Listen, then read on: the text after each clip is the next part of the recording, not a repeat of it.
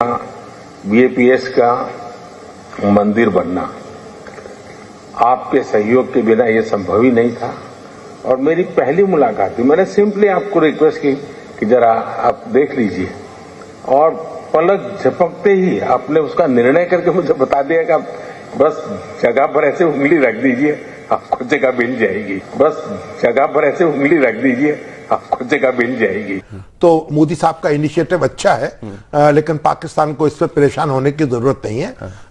अब ये कि एहतियात से जायजा लेने की और आगे कदम बढ़ाने की जरूरत है। प्रधानमंत्री नरेंद्र मोदी ने यूएई के राष्ट्रपति को धन्यवाद किया कि बिना उनके सहयोग के यहाँ पर इतना बड़ा हिंदू मंदिर नहीं बन सकता था। और आपको बता दें कि जिस हिंदू मंदिर का उद्घाटन कल प्रधानमंत्री नरेंद्र मोदी करेंगे अबू धाबी में, उसके लिए जमीन यूएई की सरकार ने मुफ्त में दी है। यानी कि ये कहा जा सकता है कि पूरा मंदिर भारत और यूएई के बीच में दोस्ती की नई अध्याय लिखने वाला भी यहाँ पर एक नया प्रोजेक्ट कहा जा सकता है।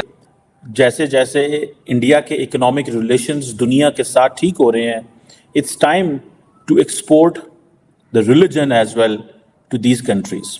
For example, prime minister Modi जो है, ही इज इन यूएई, और वो जा रहे हैं वहाँ पे किस लिए? दी ओनली पर्पस इज कि वो वहाँ पे मंदिर का इफ्तिताह करने जा रहे हैं।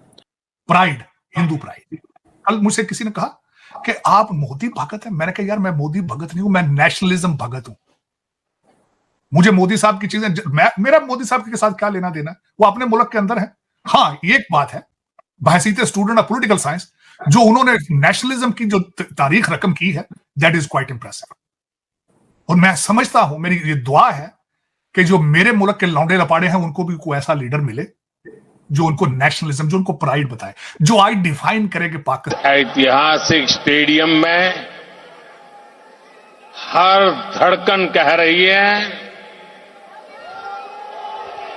भारत यूएई दोस्ती जिंदाबाद। हर सांस कह रही है, भारत यूएई दोस्ती जिंदाबाद। हर आवाज कह रही है, भारत यूएई। अब कुछ भी देखें, उसके पीछे सिर्फ वाहिद एक चीज है, नेशनलिज्म। 27 एकड़ जमीन के ऊपर जो कि गिफ्ट की गई थी, उसके ऊपर वो मंदिर बना है। 27 एकड़ लैंड के ऊपर अबू धाबी के अंदर जो है, यूएई के अंदर जो बन रहा है कि पहले मुसलमान मसाजिद बनाया करते थे, जैसे पाकिस्तान में ये पूरी के पूरे प्रोजेक्ट्स हुआ करते थे। डू यू थिंक कि ये एक उस तर्ज के ऊपर एक सोच है, they want to export religion, Hinduism abroad, या आप how would you define this ये जो एस्पेक्ट है प्राइम मिनिस्टर मोदी की या इंडिया का, आप कैसे देखते हैं इसको? चीमा साहब, दो चीजें होती हैं, ये उनके बगैर नहीं हो सकता। एक तो आपके पास ताकत और दूसरा पैसा हो। मैं पॉइंट ये बात करना चाहता हूँ, एक वक्त हुआ करता था कि मुसलमान जो थे दूसरे मुल्कों में मसाजिद बनाया करते थे, लेकिन इंडिया इज द बिगेस्ट, सबसे बड़ा हिंदू मुल्क अगर इन टर्म्स ऑफ पॉपुलेशन देखा जाए तो वहां पे है। ये जो एक मूवमेंट कह लें, या ये जो इम्प्रेशन है, फॉर एग्जांपल मैं देख रहा था कि उधर न्यू जर्सी के अंदर एक बहुत बड़ा मंदिर जो है वो बना रहे हैं, और यही ऑर्गेनाइजेशन है जो इधर बना रही है वही उधर बना रही है, और उसके लिए उन्होंने हजारों, कहते हैं सैकड़ों इंडियंस को लेके गए हैं वहां पे, जो वहां पे वो बना रहे हैं ऑल दैट। ये ट्रांसफॉर्मेशन क्या है? क्या India after relatively being more economically stable, politically stable, अपना जो religious model है उसको एक्सपोर्ट करना चाह रहा है, या इसको अपनी एज ए वैल्यू ट्रांसफर करना चाहता है, और वेस्टर्न वर्ल्ड को ये कह रहा है कि जैसे आप प्लूरलिज्म की बात करते हो, दूसरे मज़हब को एम्ब्रेस करते हो, हमारी कहानी भी सुनो, हमें भी सुनो, हमारे व्यूज़ को भी देखो।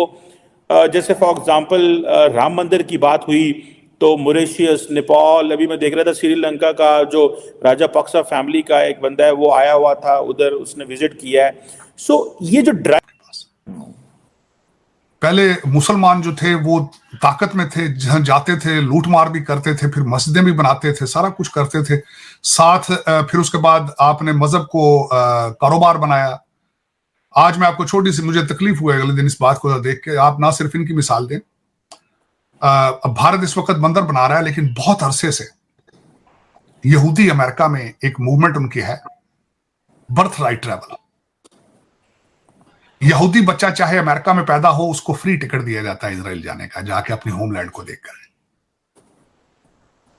लेकिन हमारे सऊदी अरेबिया के पास यहूदियों से ज्यादा पैसा होगा, लेकिन वो हज और उम्रे के ऊपर भी कारोबार करते हैं। तो इस टाइम हमारे साथ एक ऐसी शख्सियत, ऐसी पर्सनैलिटी मौजूद हैं जो 1, 2, 3 साल से नहीं बल्कि शुरू से ही, स्टार्ट से ही यूएई में रह रहे हैं। इनसे पूछेंगे कि आज से 10 साल पहले की अगर बात करें तब इंडियन कम्युनिटी की यहाँ पे क्या वैल्यू थी, और अभी इंडिया में प्राइम मिनिस्टर मोदी की गवर्नमेंट आने के बाद क्या रिलेशन बेहतर हुए हैं, ओवरऑल वो क्या देखते हैं हिस्ट्री के हवाले से। हेलो सर, आपका नाम?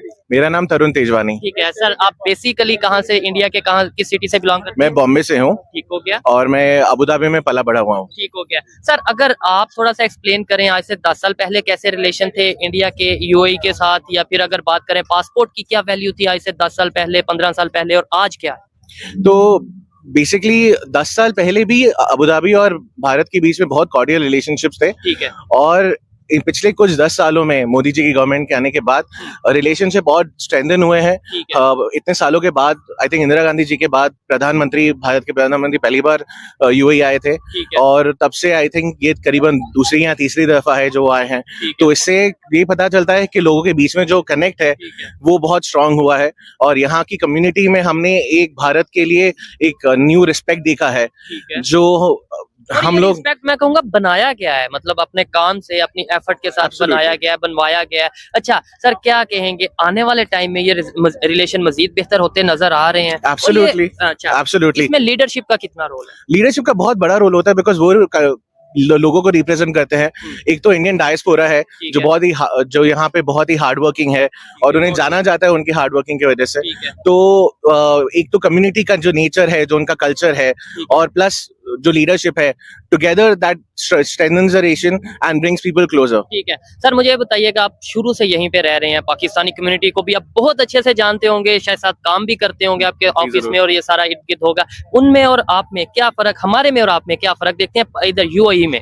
देखिए, एज सच तो हमारी बोली भी सेम है, हमारा दिखने में भी सेम है, तो एज सच आप ये नहीं कह सकते। पासपोर्ट की अगर वैल्यू की बात करें, देखिए पासपोर्ट के हिसाब से तो डेफिनेटली पिछले कुछ सालों में भारत का passport in terms of its value बढ़ा भी है। काफी जगहों पे वीजा ऑन अराइवल भी मिल रहा है आजकल।